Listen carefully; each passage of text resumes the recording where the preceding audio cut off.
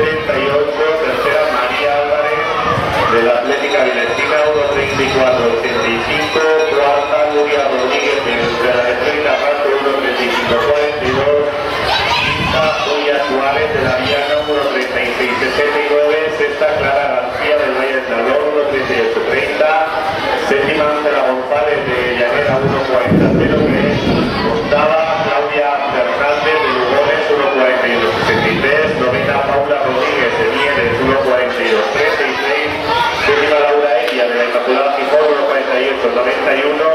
decimoprimera Mónica García del Estadio Gijón 1.49.34, decimosegunda Carmen Encina de Oviedo del Mismo 1.5.14, decimotercera Julia Rojaula del Atlético Gijonés 1.51.89,